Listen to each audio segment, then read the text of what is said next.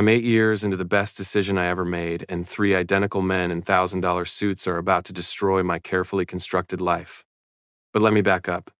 My name is Quinn Barrett. I'm 28 years old. I run a small pediatric practice in Seattle, and I'm raising three 8-year-old boys who are absolutely, categorically perfect. We're at Volunteer Park on this particular Saturday morning because it's April in Seattle, which means we have approximately 6 hours of sunshine before the rain returns, and my sons insisted we take advantage of it. Leo, my oldest by 7 minutes, is reading a book on soccer strategy while occasionally glancing up to observe his brother's gameplay. Finn, the middle child, is charming the other kids into letting him be team captain despite being new to the park. And Gray, my youngest and fiercest, is playing defense like his life depends on it, protecting his brothers with the kind of intensity that makes other parents nervous. I love them so much it physically hurts sometimes.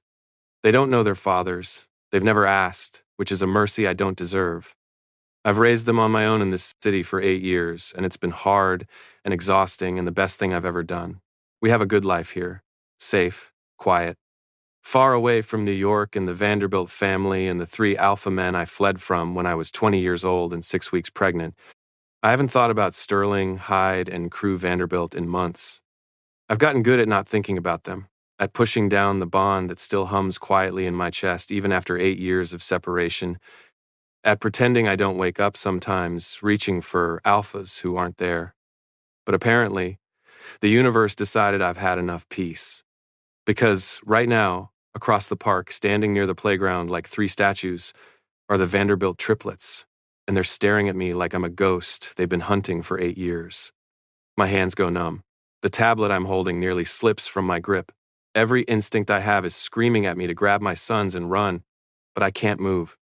I'm frozen, watching them watch me, and, oh God, they look exactly the same except harder, older, more dangerous. Sterling's jaw is clenched so tight I can see the muscle jumping from here. Hyde's hands are shoved in his pockets like he's physically restraining himself from moving. And Crew looks like he's been punched in the chest, his eyes wide and devastated even from 50 feet away. I need to leave. I need to get my sons and disappear again. I need to. Papa. Gray's voice cuts through my panic. I look down to find my youngest son standing in front of me, soccer ball under one arm, his face scrunched up in concern. Papa, are you okay? You look really pale. I'm fine, baby. My voice comes out wrong, too high, too tight. I just need you to get your brothers. We need to go. But we just got here. Gray's eyes narrow suspiciously. He's 8 years old, and he reads people like I read medical charts. What's wrong? Nothing's wrong. I just remembered I have a patient call, and Papa, Gray's voice drops, takes on that protective edge that makes him sound far too old. Those three men over there have been staring at you for like 5 minutes. It's creepy. My heart stops. Gray, don't. But my son has already turned around, spotted the Vanderbilts, and is marching across the grass toward them with the fearless determination of a child who doesn't understand danger. Gray, no. I'm on my feet, chasing after him, but he's fast and furious, and by the time I catch up, he's already planted himself 3 feet in front of Sterling Vanderbilt with his arms crossed and his chin lifted. Excuse me, sirs. Gray's voice is sharp, clear, absolutely fearless. Why are you staring at my papa? It's rude and creepy, and we don't appreciate it. All three alphas are frozen, staring down at my son with expressions I can't read. But I can see what they're seeing, what I've been terrified they'd see for 8 years. Gray has Crew's eyes. The exact same storm gray color, the same intensity, the same fierce protective energy. And now Leo and Finn are running over because of course they are, because my sons are a unit, and where one goes, the others follow.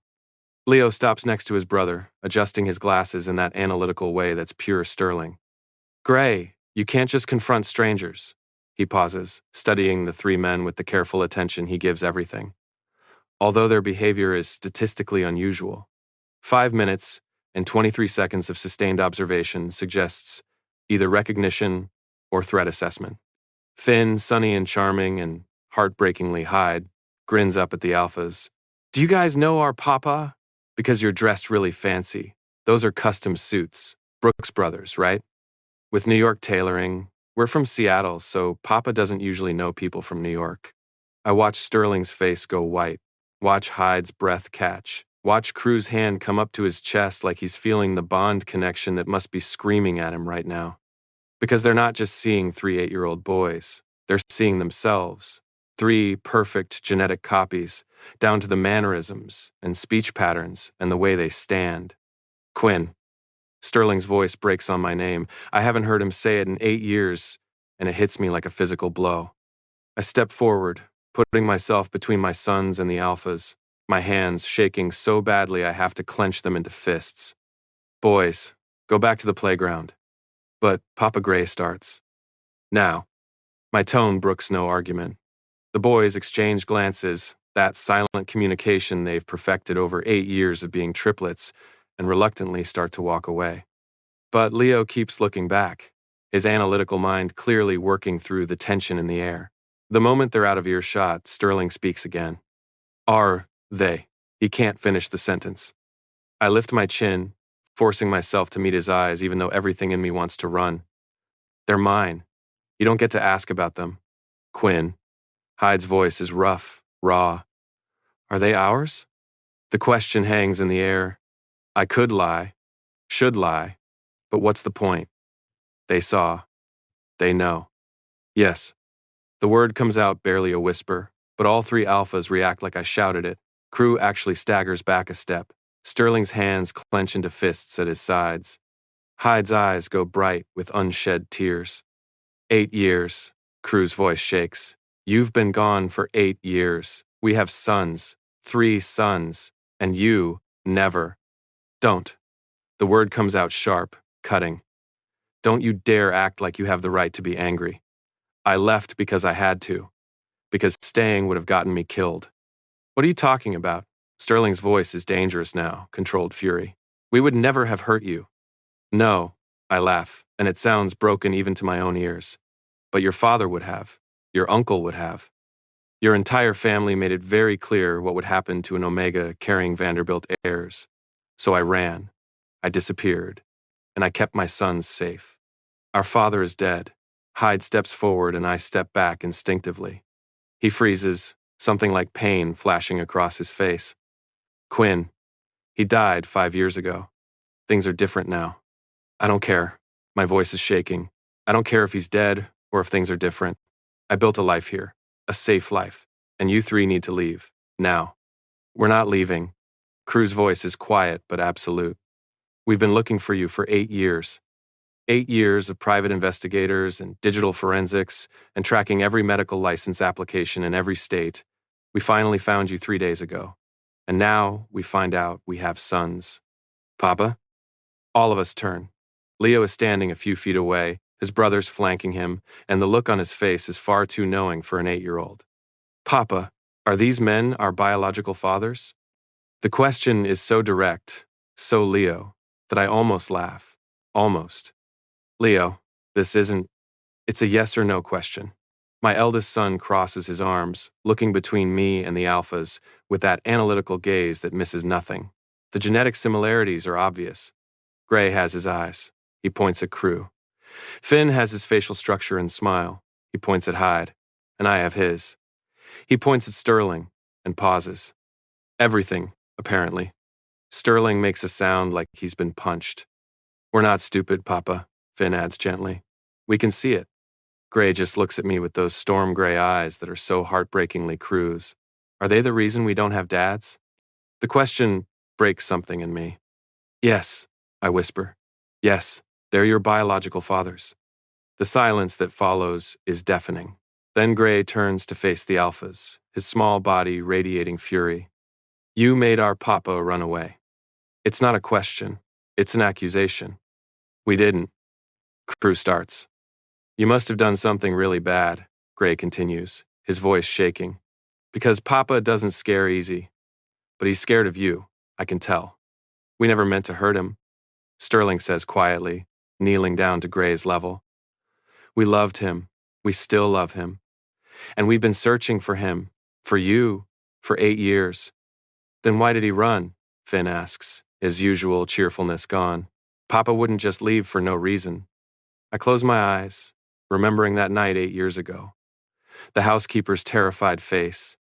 The way she'd grabbed my hands and begged me to leave before it was too late. Your grandfather, I say quietly. Their father made threats. Terrible threats. About what he'd do if he found out I was pregnant. What he'd do to me. What he'd do to take you away from me. All three alphas go rigid.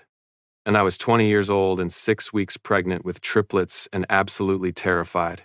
So, I ran. I changed my name. I disappeared. And I kept you three safe. Leo processes this with his usual methodical logic. But if their father is deceased, and they've spent significant resources searching for you, and they're exhibiting clear signs of emotional distress at this reunion, then the logical conclusion is that they did not support their father's threats. I stare at my 8-year-old son. Leo, did you support your father's threats? Leo asks the alphas directly. Did you agree with his plan to harm our papa? No, Sterling's voice is absolute. We fought him. We told him he was insane. We spent that week planning how to get Quinn out of New York, how to hide him where our father couldn't find him. Then why didn't you tell Papa that? Finn asks. We didn't get the chance, Hyde says quietly. We came home to tell him everything, to explain our plan, but he was already gone. I remember the note I left. Just 3 words. I'm sorry. Someone warned you, Crew says, his eyes on me. Someone told you to run before we could explain. I nod slowly. The housekeeper. She overheard your father making plans. She helped me pack, got me a fake ID, drove me to the airport. She saved my life. Maria. Sterling's jaw clenches. She died 2 years ago. We never knew. The boys are watching this exchange like it's a tennis match, their heads swiveling between me and the alphas. Finally, Gray speaks. So you didn't want Papa to leave. You were trying to protect him. But he left anyway because he didn't know. That's correct, Leo confirms. Finn looks at me. Papa, that means this is all a big misunderstanding. It's not that simple, I start. Seems pretty simple to me, Gray interrupts. They love you. You love them. We're their sons. Why can't we be a family? My heart clenches. Because it's complicated, Gray. Because I've built a life here. Because I can't just... Can't just what? Crew asks quietly. Can't just let us in? Can't just give us a chance? We're not asking you to trust us immediately. Sterling adds, we understand why you ran. We understand why you're scared. But, Quinn, those are our sons. Please don't take another 8 years from us. I look at my boys. At Leo's analytical expression, at Finn's hopeful smile, at Gray's protective stance. They deserve to know their fathers. I've always known that. I just never thought I'd have to face this moment. Supervised visits, I hear myself say. You can see them, here, at my house, with me present. If you break any of my rules, you're gone, permanently. Agreed, all 3 alphas say in unison. Leo pulls out his phone. I'll create a shared calendar for scheduling. What days work best for you? Finn grins. I can make a list of activities. Do you guys like soccer? Museums? What about... Gray is still studying the alphas suspiciously. If you make Papa cry, I'll find a way to make you regret it. I don't care how big you are. Crew's lips twitch into almost a smile. Noted. And just like that, my carefully controlled life spins completely off its axis. If you want to see how 3 powerful alpha CEOs try to win back the Omega they lost and bond with the sons they never knew existed, keep watching. Because this story is about to get extremely complicated.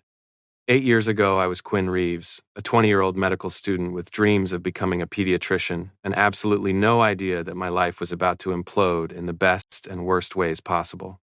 I was in New York for a summer internship at Mount Sinai Hospital, working in the pediatric emergency department and living in a tiny apartment in Brooklyn that I shared with 2 other medical students. The plan was simple: complete the internship, go back to California for my 3rd year, graduate, do my residency, live a normal, quiet life. Then Crew Vanderbilt crashed a motorcycle into a delivery truck 3 blocks from the hospital and ruined everything. I was the nurse who checked him in. He had a concussion, road rash on his left arm, and the most intense gray eyes I'd ever seen. He also wouldn't stop making jokes. So, he'd said while I was checking his vitals, do you come here often? I work here, I'd replied, trying not to smile. And you have a head injury. You shouldn't be flirting.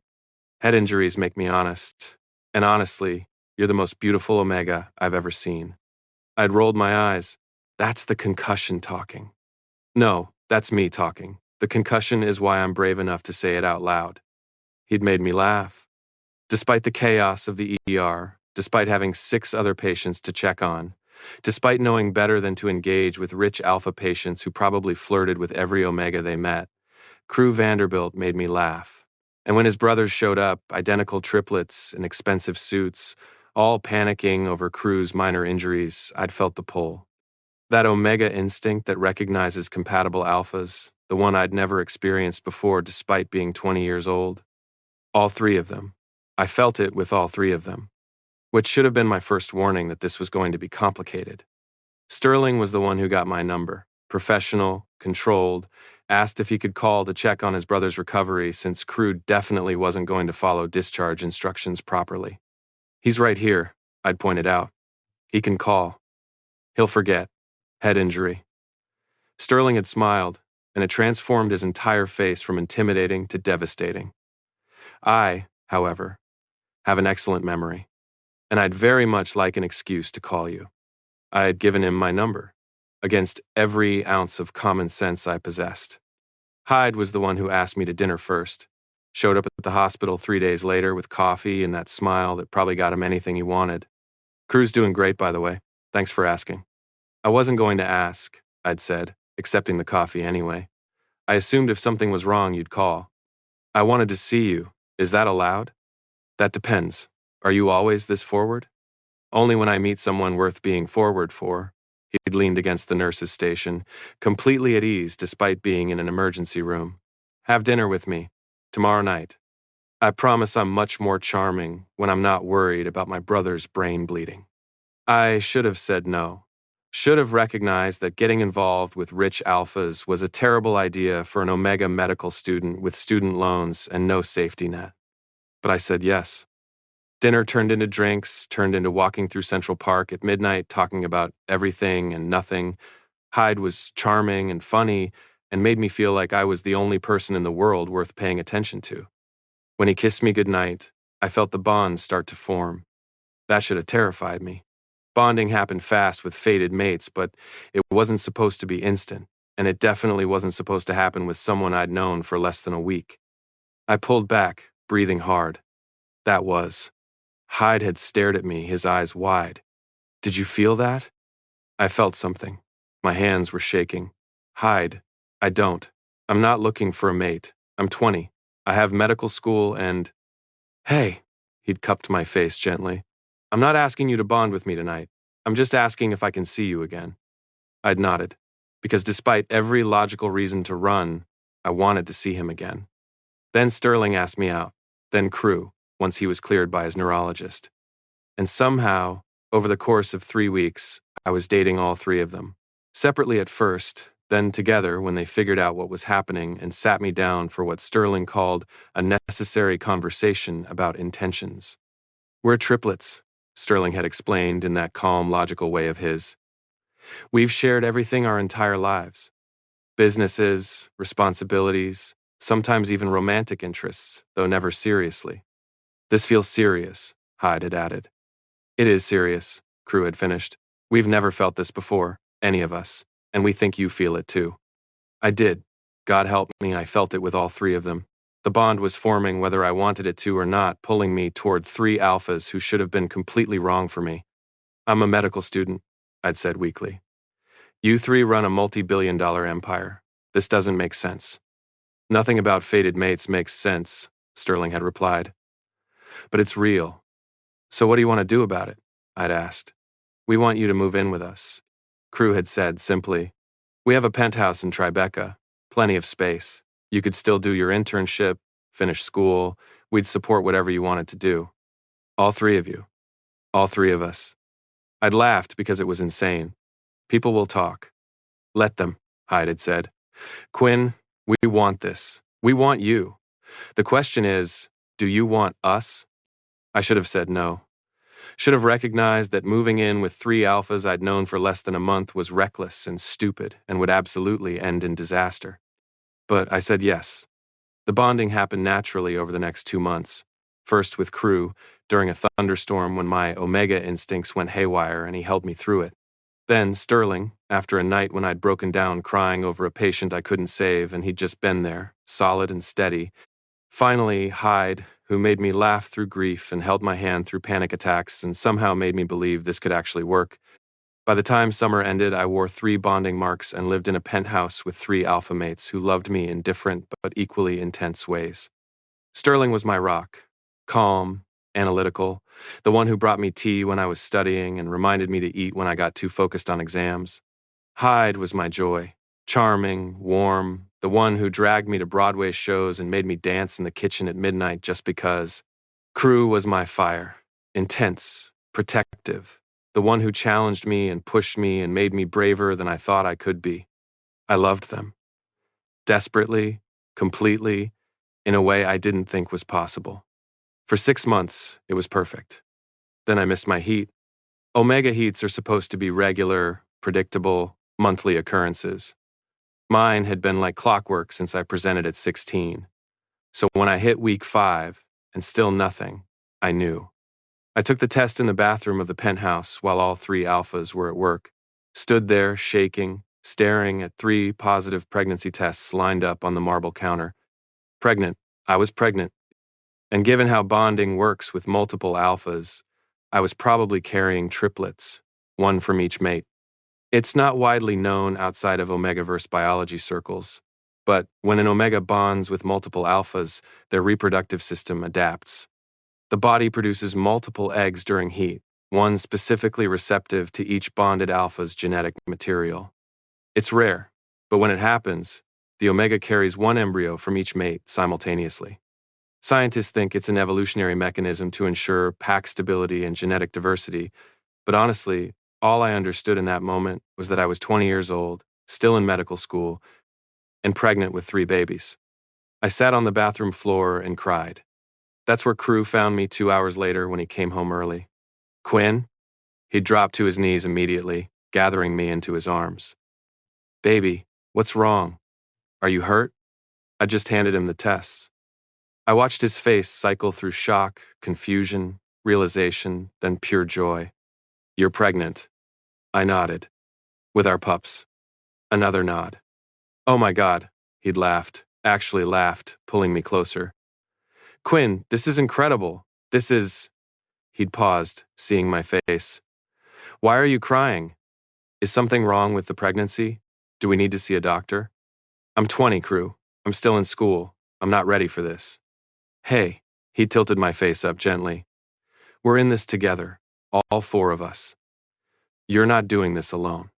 Your family will be thrilled, he'd said confidently. A little surprised, maybe, but thrilled. Quinn, these are Vanderbilt heirs. Our father's been pestering us about grandchildren for years. That's what I was afraid of. Sterling and Hyde came home an hour later to find Crew and me on the couch, my head on his shoulder, his hand on my still flat stomach. What happened? Sterling had dropped his briefcase immediately.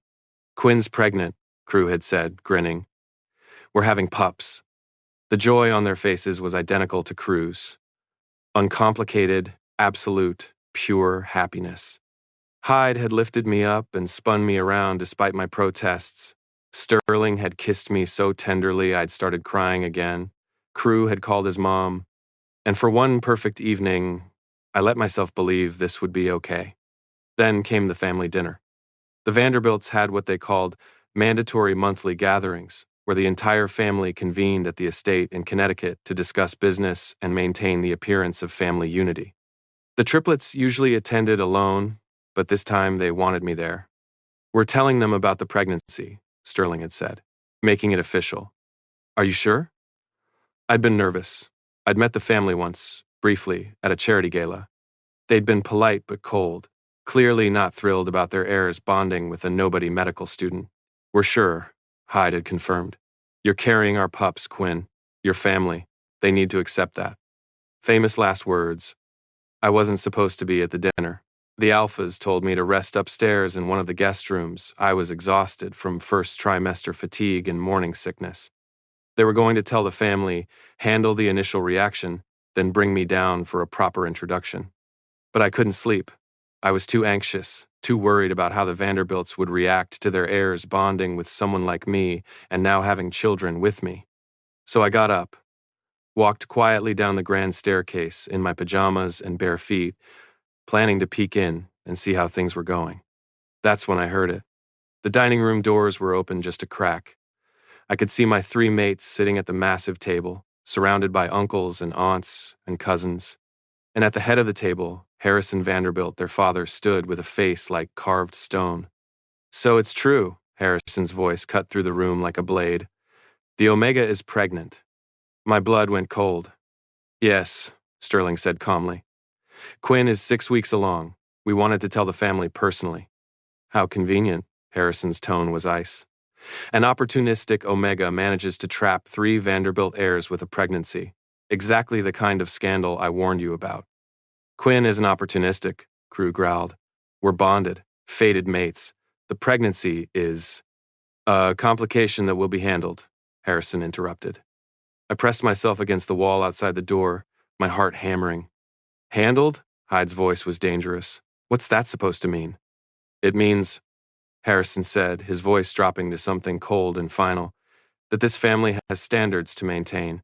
We do not allow gold-digging Omegas to infiltrate our bloodline and threaten our legacy. Quinn has never asked us for anything, Sterling said, his voice hard. He's brilliant, talented, working his way through medical school. With no family, no connections, no value to this dynasty beyond his womb, Harrison's words were brutal. He's a distraction at best, a liability at worst. My hands were shaking so badly I had to press them against the wall to stay upright. You're talking about our mate, Crew said, fury radiating in his voice. I'm talking about an Omega who saw 3 wealthy alphas and saw an opportunity, Harrison replied. But here's what's actually going to happen. The Omega will be separated from you 3 immediately. The pregnancy will be monitored by our family physicians. When the children are born, they will be placed in our custody and raised as Vanderbilts should be. The Omega will sign away all parental rights in exchange for a sum generous enough to ensure his silence and cooperation. I couldn't breathe, couldn't think. This couldn't be real. You're insane, Hyde said flatly. I'm protecting this family. Harrison's voice was absolute, which is something you 3 have clearly forgotten how to do. We're not giving up Quinn or our pups, Sterling said, standing. His brothers stood with him. Then you're choosing him over your family, over your birthright, over everything we've built. Harrison's expression went from cold to glacial. And that's a choice that comes with consequences. We don't care about the consequences, all 3 of my mates said in unison. The uncle who'd been sitting silently spoke up. Harrison, perhaps we should discuss this more calmly? There's nothing to discuss. Harrison cut him off. The Omega leaves. Tonight, or I handle this my way. What does that mean? Crew demanded. Harrison smiled, and it was the coldest thing I'd ever seen. It means that Omega upstairs has until morning to disappear voluntarily. After that, he becomes a problem that gets solved permanently. The threat was clear, unambiguous, deadly. You're threatening to kill him, Sterling said, his voice barely controlled. I'm ensuring the family's future, Harrison replied, which is my responsibility as the patriarch. Now, you 3 have a choice. Either you end this inappropriate relationship immediately, and we move forward with the appropriate arrangements for the children, or I will do what needs to be done to protect this family's interests. We won't let you touch him, Hyde said, moving toward his father. You don't have the power to stop me, Harrison said calmly. Not yet. I still control the family assets, the security, the legal team. Everything you think you have, I gave you. And I can take it away. He looked at each of his sons. You have until morning to come to your senses. Convince the Omega to leave quietly and accept our generous settlement. Or I will handle him in a way that ensures he's never a problem for this family again. He walked out. The rest of the family followed like sheep, some looking uncomfortable, others nodding in agreement. My 3 mates were left standing at that table, looking devastated and furious and absolutely murderous. We're getting Quinn out of here, Sterling said immediately. Tonight. We'll take him somewhere Father can't find him. Where? Crew demanded. Father has connections everywhere, private security, law enforcement, government officials. Where can we hide him that Father won't eventually find? We'll figure it out, Hyde said. We have a week. Father said morning, but we can buy more time if we. No, Sterling's voice was hard. We're not gambling with Quinn's life. Father made his intentions clear. We get Quinn out now, tonight, and we go with him. And go where? Crew asked. If we run with him, Father will hunt all of us. He'll destroy everything we've built. And more importantly, he'll find Quinn eventually. You know he will. Then we fight him, Hyde said. We use our own resources, our own connections. We don't have our own resources, Sterling interrupted, his voice hollow. We have the family's resources. Everything we use, Father has access to. Bank accounts, properties, security teams, it all goes through the family. We'd have to start from nothing. Then we start from nothing, Crew said fiercely. Quinn is more important than money. But is he safe if we run with him? Sterling's question hung in the air. Father will see it as a declaration of war. He'll come after all of us, and Quinn will be caught in the middle. They stood there, these three powerful alphas, and I watched them realize they were trapped. We need a plan, Hyde finally said. A real plan. We get Quinn somewhere safe tonight. Somewhere Father can't find him immediately. That buys us time to figure out how to fight this. Where? Crew asked. I don't know, Sterling admitted. But we'll figure it out. We have to. They started discussing options. Safe houses, allies outside the family, ways to move money without Father noticing. I didn't wait to hear more. I ran back upstairs on silent feet, my mind racing. They were trying to protect me. They were willing to fight their father, to give up everything. But I'd heard what Harrison Vanderbilt said. I'd heard the certainty in his voice. He would kill me. If I stayed, if I tried to hide with the Alpha's help, Harrison would eventually find me, and he would eliminate the problem permanently. The only way I survived was if I disappeared. Completely. Alone. I was sitting on the bed, trying to figure out how to leave without them knowing, when there was a soft knock on the door. Mr. Reeves? Maria, the housekeeper, she'd always been kind to me, brought me tea when I visited, asked about my studies.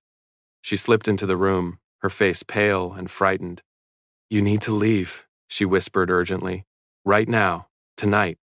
I know, I heard. No, you don't understand. She grabbed my hands. I just overheard Mr. Vanderbilt on the phone with the head of his security team. He's not waiting until morning. He's planning to have you removed tonight, within the next few hours. My blood turned to ice. But he told them, he lied to his sons to keep them calm while he handled you himself. Maria's hands were shaking. I've worked for this family for 30 years. I know how Harrison Vanderbilt operates. When he decides someone is a threat, they disappear, quietly, permanently. He's done it before. I need to tell my mates. If you tell them, they'll try to fight him. And they'll lose. They don't have the power yet.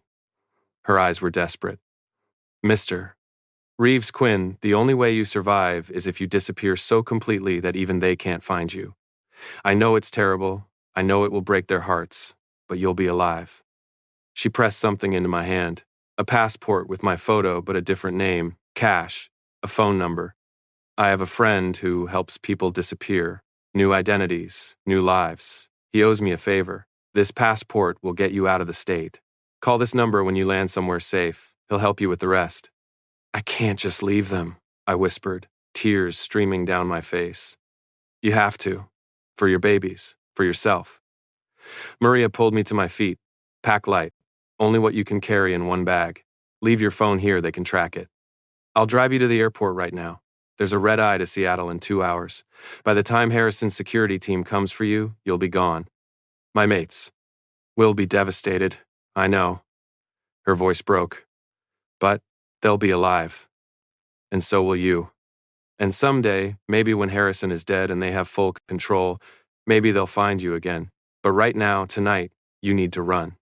I stood there for 10 minutes, listening to my mates' voices drift up from downstairs as they planned how to protect me, how to fight for me. And then I packed a bag. I left a note on the pillow. Just 3 words. I'm sorry. Maria drove me to the airport in her own car, not one of the family's vehicles that could be tracked. She hugged me at security, tears in her eyes. Run far, Quinn. Run fast, and don't look back. I boarded the plane to Seattle with $300 in cash, a fake passport that said my name was Quinn Barrett, and 6 weeks of pregnancy with triplets. By the time my mates found my note, I was gone. Want to know what happened after the worst night of my life? How I survived alone, built a new life, and raised 3 incredible sons? Keep watching, because this story is just getting started. I landed in Seattle at 6 in the morning, 6 weeks pregnant, with $300 and a fake identity. The first week, I lived in a youth hostel and cried myself to sleep every night. The bond in my chest screamed constantly, my mates' panic and grief echoing through it even from across the country. I wanted to call them so badly it physically hurt. Wanted to tell them I was safe, that I was sorry, that I loved them. But I couldn't, because if I made contact, they'd find me. And if they found me, Harrison would find me, and I'd be dead. So I let the bond go quiet, pushed it down deep inside myself, and tried to pretend it didn't exist. I called the number Maria gave me. Her friend was gruff and efficient.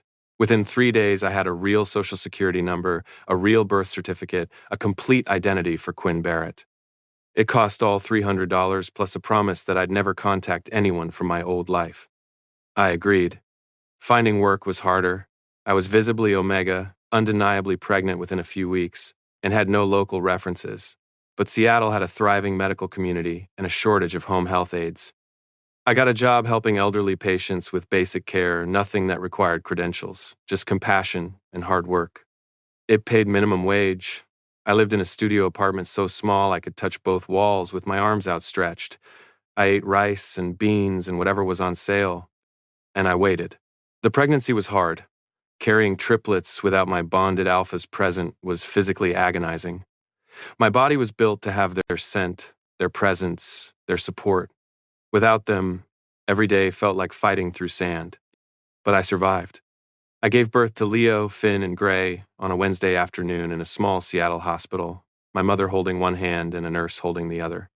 My mother had found me 2 months earlier. I'd finally broken down and called her, sobbing, needing someone. She'd gotten on a plane that day, didn't ask questions until later, just held me and helped me through the last trimester. When the nurse placed 3 tiny babies in my arms, I made a promise. "You will have everything," I whispered to them. "Every opportunity, every advantage, and I will never let anyone hurt you." I kept that promise. I went back to school when the boys were 6 months old, took night classes at Seattle University while working days and caring for 3 infants. It was brutal. I slept maybe 4 hours a night, lived on coffee and determination. But I got my degree. Then I applied to medical school, got in, did my pediatrics training while balancing 3 toddlers, student loans, and crippling exhaustion. The boys grew up in waiting rooms and study groups. They learned to read while I studied anatomy. They did homework while I did rounds. And somehow, impossibly, they turned out perfect. Leo was reading chapter books at 4. Finn was painting murals at 5. Gray was doing martial arts at 6. By the time they were 8, I had my own practice, my own house, my own life. A life I built from nothing. A life that was safe and stable and completely, utterly mine. Until 3 men in expensive suits showed up at a Seattle park and destroyed everything. But I'm getting ahead of myself again. The first supervised visit happens 3 days after the park encounter. I've spent those 3 days in absolute chaos. The boys want to know everything about their fathers. They're Google searching Vanderbilt holdings, reading Forbes articles, watching interviews. Gray found a video of Crew doing a TED Talk on sustainable urban development and watched it 4 times. "He's really smart, Papa," Gray had said, something like awe in his voice. Leo discovered that Sterling graduated top of his class from Wharton and immediately decided he wanted to go there too. "Papa, did you know he restructured the entire company's financial model when he was 26? That's genius." And Finn found Hyde's Instagram and spent an hour looking at pictures of charity galas and business events. He smiles a lot. I like that. My sons are falling for their fathers before even really knowing them, and I don't know how to feel about that. The Alphas rented a house in Madison Park, 10 minutes from my place. Sterling texted me the address with a simple message. "We're not leaving Seattle. We're not leaving you." Now it's Saturday afternoon and they're coming over. I've cleaned my house 3 times, changed my shirt twice. The boys have been ready since noon, dressed in their nicest clothes like this is a job interview. When the doorbell rings, all 4 of us jump. "I'll get it," Leo says. already moving toward the door with that analytical calm he inherited from Sterling. I follow, my heart pounding so hard I can feel it in my throat. Leo opens the door, and all three Vanderbilt triplets are standing there holding gifts. Sterling has books, a whole stack clearly chosen for an 8-year-old who reads at a 12th grade level. Hyde has art supplies, an expensive set of paints and canvases. Crew has 3 soccer balls, autographed by professional players. "Hi," Sterling says, his eyes finding mine over Leo's head. "Thank you for having us." "Please come in," I manage. They file in, and my small house suddenly feels tiny with 3 6-foot-tall alphas taking up all the space. They smell like cedar and smoke and pine, and the bond I've been suppressing for 8 years suddenly flares to life in my chest. I have to grip the door frame to stay steady. "Wow," Finn breathes, looking at the art supplies. "Are those for us?" "If you want them," Hyde says, kneeling down. "I wasn't sure what you boys liked, so I took a guess." "I love painting," Finn admits shyly. "Papa signs me up for art classes." "Then these are definitely for you." Hyde's smile is soft, genuine. "Maybe you could show me something you've painted sometime?" Finn nods enthusiastically. Gray is examining the soccer balls with the intensity of a professional athlete. "These are signed by the Sounders team." "I called in a favor," Crew says. "Heard you play soccer. Thought you might like them." "This is really cool," Gray admits, then adds suspiciously, "You're not trying to bribe us, are you?" Crew actually laughs. "Would it work if I was?" "No," but Gray is smiling. Leo is already flipping through the books Sterling brought. Advanced mathematics, physics, philosophy, these are college level. "Quinn mentioned you were advanced," Sterling says quietly. "I thought you might appreciate something challenging." "Papa talks about us?" Leo looks at me in surprise. I flush. "I may have mentioned you were smart." "He said you were brilliant," Sterling corrects. "All 3 of you. Said you were the best thing that ever happened to him." The boys beam. I want to sink into the floor. "Should we sit?" I manage. We arrange ourselves in my living room, me on one couch with the boys, the alphas on the other, clearly trying to give us space. But I can feel the bond pulling, trying to close the distance, and I know they feel it too. So, Hyde starts, then pauses. "This is awkward." "Very awkward," Finn agrees cheerfully. "Maybe we should start with questions," Leo suggests. "We have many." "Shoot," Crew says. For the next hour, my sons interrogate their fathers like they're conducting job interviews. Leo wants to know about business strategy, education, long-term planning.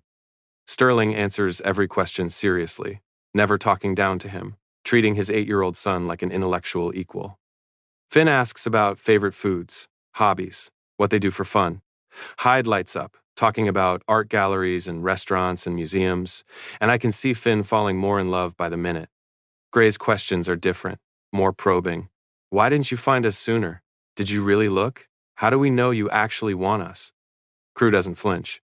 "We hired 12 different private investigation firms over 8 years, spent millions of dollars on search efforts. Your papa was very good at disappearing. But we never stopped looking. Not for one day." "Why?" "Because we loved him. Because the bond doesn't just go away. And because somewhere, we wondered if maybe there was a reason he ran besides just not wanting us." "There was," Gray says quietly, looking at me. "Right, Papa?" All eyes turn to me. I take a breath. "Your grandfather threatened me, threatened to take you away when you were born. I got scared, so I ran." "But we would have protected you," Sterling says, his voice rough. "Quinn, if you had just told us—" "I didn't have time. I was told if I didn't leave immediately, I'd be killed. So I left." The words come out harder than I mean them. "I did what I had to do to keep my babies safe." "Our babies," Crew corrects softly. "No." I shake my head. "Mine. I carried them. I gave birth to them alone in a hospital with only my mother there. I raised them for 8 years. They're mine." The silence is heavy. Then Leo speaks. "Legally, biological parentage establishes paternity rights regardless of presence during gestation. If we wanted, we could request DNA tests to establish their legal standing." I stare at my son. "Leo, I'm not saying I want to," Leo adds quickly. "I'm just saying factually they have rights, and we have a right to know them." "We're not trying to take them from you," Sterling says, his eyes locked on mine.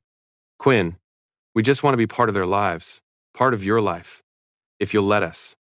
This is exactly what I was afraid of, I whisper. You showing up and turning everything upside down. Maybe it needs to be turned upside down, Finn says quietly. Papa, you work all the time. You never date. You don't let anyone help you. Maybe letting them in wouldn't be the worst thing? I look at my sweet diplomatic Finn and feel tears prick my eyes. I'm scared, I admit. We know, Hyde says gently, but we're not going anywhere, so maybe we could all just be scared together? Gray looks between me and the alphas. Then he gets up, walks over to Crew, and stares up at him. If you hurt my papa again, I'll make your life very difficult. Crew's lips twitch. I believe you. Good. Gray holds out his hand. But I'm willing to give you a chance, all of you. Crew shakes his hand solemnly. Thank you. And just like that, the wall between my sons and their fathers starts to crumble. Over the next 3 months, the alphas become permanent fixtures in our lives. They visit every weekend, sometimes all three at once, sometimes separately. Sterling takes Leo to chess tournaments and math competitions. Hyde takes Finn to art museums and cooking classes. Crew teaches Gray martial arts and defensive strategies. But they don't just bond with the boys. They're courting me. Sterling sends medical journals to my practice with articles he thinks I'd find interesting. Hyde arranges for my clinic to receive anonymous donations that let me hire another nurse. Crew shows up with coffee on mornings he knows I have early appointments. They're patient, careful, never pushing too hard. But I can feel the bond reforming, slowly, painfully, like bones healing after a break. One night after the boys are asleep, Sterling stays late. Can we talk? He asks. We sit on my back porch with tea, the Seattle rain coming down in sheets. I'm sorry, Sterling says quietly, for not protecting you better 8 years ago, for not seeing how scared you were, for failing you when you needed me most. You didn't fail me, I say automatically. I did. We all did. His hands clench around his mug. We should have gotten you out of that house the moment our father made threats. Should have taken you somewhere safe immediately instead of trying to strategize. You couldn't have known. We should have. His voice breaks. Quinn, I have spent 8 years replaying that week. 8 years wondering what we could have done differently. 8 years of missing you so badly I couldn't breathe sometimes. I set down my tea with shaking hands. Sterling, I'm not asking for forgiveness. I just need you to know that losing you destroyed us. All three of us. We functioned, ran the company, looked fine, but we weren't. We were broken. I was broken too, I whisper. I gave birth to our sons alone. Raised them alone. Missed you every single day and hated myself for it. Sterling looks at me with devastated eyes. We could have been a family. We still can be, I hear myself say. His breath catches. What? The boys love you, all three of you, and I take a shaky breath. I never stopped loving you, any of you. I tried. God, I tried so hard. But the bond doesn't just go away. Quinn. Sterling sets down his mug and reaches for my hand. I let him take it. Does this mean? I don't know what this means, I admit. I'm still scared, still not sure I can trust this, but I'm willing to try. For the boys, for us. Sterling brings my hand to his lips and kisses my knuckles gently. That's enough. That's more than enough. We sit in the rain, holding hands, and for the first time in 8 years, I let myself hope. Then Leo gets sick. It starts small. A fever, some fatigue. I give him children's Tylenol and think it's just a virus. But the fever doesn't break. It gets higher. And Leo, my brilliant, healthy boy, starts getting confused, disoriented. I take him to the ER at 3 in the morning when his fever hits 104. They run tests, blood work, CT scan, everything. The pediatric hospitalist pulls me aside with a grim expression. Mr. Barrett, your son has a rare bacterial infection that spread to his heart. He needs surgery. Soon. My world stops. Surgery? There's only one specialist in the country who performs this procedure, Dr. Chen at Columbia Presbyterian in New York. I've already called. He can see Leo in 48 hours. New York. Of course it's New York. I call the alphas from the hospital. All three show up within 20 minutes, despite it being 4 in the morning. He needs surgery in New York, I tell them without preamble. I can't afford to fly him there. I don't have the connections to get him seen fast enough. I need... It's done, Sterling interrupts, already on his phone. I'm calling our plane. We'll leave in 3 hours. Our family physician is already reaching out to Dr. Chen, Hyde adds. Crew just pulls me into his arms and holds me while I shake apart. 6 hours later, we're on a private jet to New York. Leo is stable but sedated. Finn and Gray are terrified, but trying to be brave. And I'm sitting between Sterling and Crew while Hyde makes calls, arranging everything. Thank you, I whisper. Don't thank us, Sterling says quietly. He's our son. This is what family does. Family. The word echoes in my chest. We land in New York, and I'm immediately transported back 8 years. The skyline, the sounds, the smell of the city. But I don't have time to panic, because we're rushed to Columbia Presbyterian, where Dr. Chen is already prepped. The surgery will take approximately 4 hours, he explains. It's delicate, but I've performed this successfully many times. Leo is strong. He'll be fine. They take my son into surgery, and I collapse in the waiting room. Sterling holds my left hand. Crew holds my right. Hyde paces, making sure the hospital has everything they need. He's going to be okay, Crew murmurs. He's a fighter, like his papa. You don't know that, I whisper. I do. Because he's ours. And our family doesn't give up. 4 hours later, Dr. Chen emerges with a smile. The surgery was successful. Leo did beautifully. He'll need a few days of recovery here, then you can take him home. I burst into tears. The alphas hold me while I sob with relief. But we're in New York. Which means there's one more thing that needs to happen. Eleanor Vanderbilt calls while Leo is recovering. I heard you're in the city, she says carefully. I'd like to see my grandsons, if that's acceptable. I look at Sterling. He nods. Okay, I agree. The next day, the entire Vanderbilt family comes to the hospital. Eleanor, Uncle Richard, various cousins. They stop dead when they see me and the boys. Eleanor stares for a long moment. Then she looks at Finn and Gray flanking Leo's hospital bed. Oh my God, she whispers. They're our sons, Sterling says, his voice hard. Quinn's sons, your grandsons. Eleanor sinks into a chair. Harrison threatened you. It's not a question. I nod. And you ran to protect them. Another nod. She closes her eyes. I didn't know. I swear I didn't know what Harrison was planning. If I had. It doesn't matter now, I say quietly. What matters is whether you're going to accept us. Eleanor opens her eyes and looks at me. Really looks.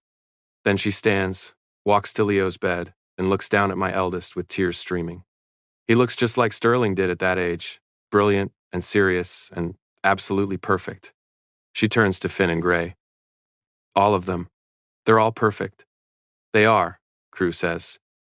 And they've spent 8 years without their family because we failed to protect their papa. That changes now, Hyde adds. Sterling steps forward, his voice deadly calm. This is not a request. This is not a negotiation. Quinn is our bonded Omega. Those 3 boys are our sons. You will accept them. You will welcome them, you will treat Quinn with respect, or you will never see us again. The room is silent. Then Eleanor nods. Agreed, all of it. Quinn, I am so deeply sorry for what my husband did, for what he took from all of us. Please let me try to make it right. She kneels in front of the Triplet boys. I'm your grandmother, and I've missed 8 years of your lives because my husband was a monster. Please let me make it up to you. Gray, my protector, asks, did you ever hurt our papa? Eleanor, no, but I failed to protect him, which is just as bad. Finn, my diplomat, do you promise to never hurt him? Eleanor, on my life. Leo, my analyst, we'll need time to trust you, but we're willing to try. The family accepts us, genuinely. Eleanor hugs me and cries. Uncle Richard apologizes and offers trust funds for the boys. Cousins meet their new family members with warmth. And through it all, Sterling, Hyde, and Crew don't leave my side. The next week is surreal. Leo recovers quickly. The Vanderbilt family visits daily. Eleanor brings books and toys. Uncle Richard sets up trust funds. And every night, back at the penthouse, the Alphas insisted we stay in a new one they bought specifically so I wouldn't have bad memories. My three mates hold me and whisper promises. One night, when the boys are asleep, Sterling finds me on the balcony. Can't sleep? I shake my head. It's a lot, being back here, facing your family, almost losing Leo. But you didn't lose him. He's fine. We're all fine. Are we? I turn to look at him. Sterling, your family accepted us remarkably fast. I keep waiting for the other shoe to drop. It won't, because we made it very clear what would happen if they didn't accept you. Sterling moves closer. Quinn, my father is dead. He can't hurt you anymore. And the family knows that if they try, they lose us. Permanently. You'd really walk away from all of this? In a heartbeat. His voice is absolute. We already decided that 8 years ago. We chose you then, we choose you now. We'll choose you every day for the rest of our lives if you let us. My breath catches. What are you saying? Sterling pulls a small box from his pocket. No. We bought this 8 years ago, he says quietly. All three of us went together, spent hours finding something perfect, something that represented all of us. He opens the box. Inside is the most beautiful ring I've ever seen. White gold with 3 stones, emerald, sapphire, and diamond twisted together. We were going to propose the night you disappeared, Sterling continues. We had this whole plan. Dinner, all 3 of us on one knee, asking you to be ours forever. Tears are streaming down my face. We never got the chance. But Quinn, we're asking now. We've waited 8 years. We've searched for you, found you, proven we're not going anywhere. So please. Hyde and crew appear from inside, clearly having been waiting. All 3 of my alphas kneel. Marry us, Sterling says. Let us be your mates, your partners, your family, Hyde adds. Let us spend the rest of our lives making up for the 8 years we missed, crew finishes. I'm sobbing now. Yes, God, yes, I'll marry you. They're on their feet immediately, pulling me into their arms, kissing me, holding me, and the bond that's been fractured for 8 years suddenly snaps back into place. Complete, whole, perfect. I love you, I whisper against Sterling's chest. All of you. I never stopped. We know, baby, crew murmurs. We love you too. Hyde slips the ring on my finger. It fits perfectly. Like it was always meant to be there. Want to know how this unconventional family builds their happy ending? Keep watching, because we're about to give you the wedding of the century. 6 months later, I'm standing in a suite at the Plaza Hotel in New York, wearing a custom suit and trying not to have a panic attack. Papa, you need to breathe, Leo says calmly, adjusting my tie. Your heart rate is elevated. Statistically, you're likely to pass out if you don't regulate. Not helping, Leo? I manage. Finn appears with water. Here. And remember, if you want to back out, I already mapped the exits. Why did you map the exits? Backup plan. But I don't think you want to run, do you? I look at my diplomatic child who always knows what to say. No, I don't want to run. Good, Gray says, appearing with my shoes, because your alphas would chase you down, and that would be embarrassing. All 3 boys are in matching suits, looking far too grown up. My mother is already downstairs, crying happy tears. Eleanor is with her, the two having formed an unexpected friendship. There's a knock. Quinn? Hyde's voice. Can I come in? You're not supposed to see me before the wedding. I'm not looking, I promise. I just need to tell you something. I open the door a crack. Hyde stands with eyes closed. What is it? I love you. And I'm so happy I could burst. And I just needed to say that before we make this official. My heart melts. I love you too, Hyde. Okay, I'm going back downstairs now. See you at the altar. He pauses. Well, I won't see you. You'll see me. You know what I mean. He leaves, and I'm smiling. He's ridiculous, I tell my sons. He's happy, Leo corrects. Elevated serotonin often results in non-optimal communication. Can you just say, he's excited, like a normal kid? I could. But where's the fun in that? The coordinator knocks. Mr. Barrett, it's time. This is it. My sons line up. Leo on my right, Finn on my left, Gray in front like a tiny guard. Ready, Papa? Gray asks. I take a breath. Ready. We walk downstairs. The plaza ballroom is filled with flowers and candles and 200 guests. But I only see 3 people. Sterling, Hyde, and crew are waiting at the altar in matching tuxedos, and the looks on their faces when they see me nearly make me trip. Pure joy. Absolute love. 8 years of longing culminating in this moment.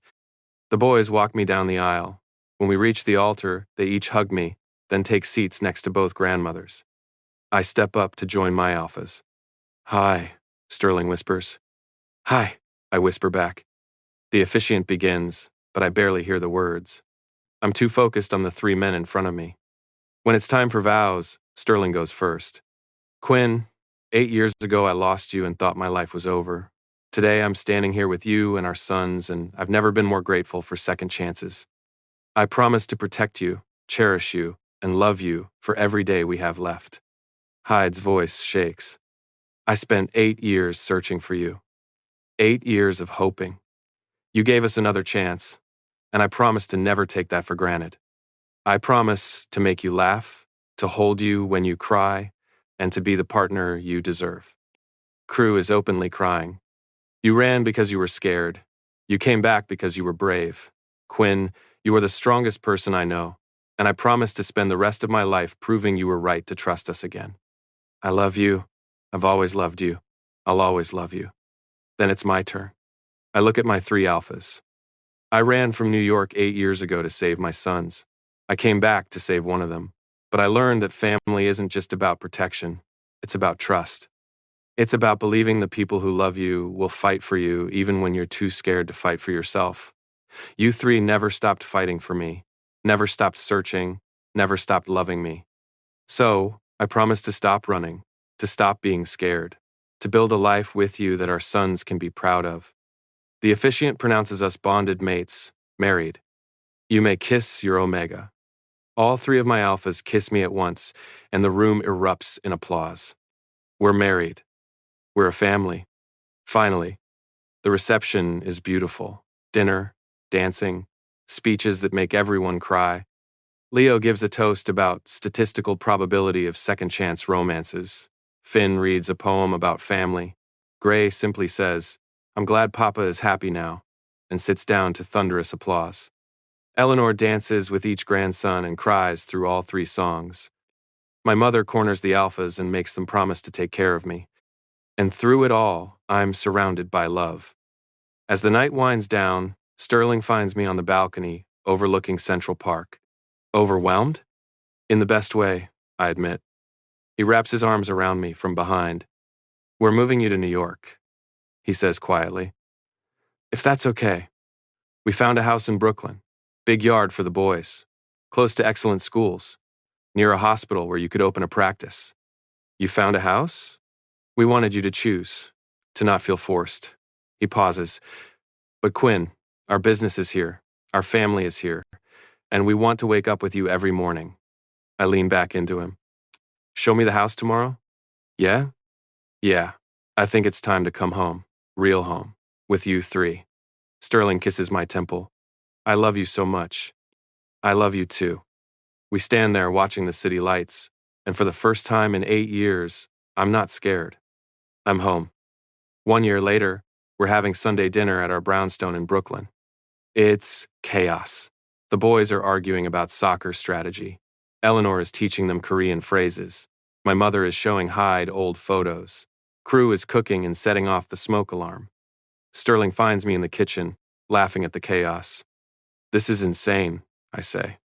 This is perfect, he corrects, pulling me close. Papa, Gray yells from the living room. Leo won't admit I'm better at defense. Because statistically, you're not, Leo yells back. Boys, don't make me separate you, I call out. Finn appears. Can we get a dog? Please? Absolutely not, all 3 alphas, and I say in unison. Finn pouts and wanders back. Our life is insane, I repeat. Our life is perfect, Sterling insists. Chaotic, loud, overwhelming, and absolutely perfect. He's right. 8 years ago, I ran from New York alone and terrified. Today I'm standing in my kitchen with my three alpha mates, raising our three brilliant sons, surrounded by family who loves us. I ran from the Vanderbilts, and I came back to them. Because sometimes the things we run from are exactly what we need to run toward. Sometimes family is messy and complicated and requires second chances. And sometimes, just sometimes, love is patient enough to wait 8 years for you to be ready. Papa! All three boys chorus from the living room. Come settle this argument. I laugh and head toward the chaos. Because this is my life now. Chaotic. Loud. Full. Perfect. And I wouldn't change a single thing. Thanks for watching Quinn's journey from running away to running home. From broken to whole. From scared to loved. Sometimes the best love stories are the ones that give you a second chance. Until next time, remember that family isn't about being perfect, it's about never giving up on each other.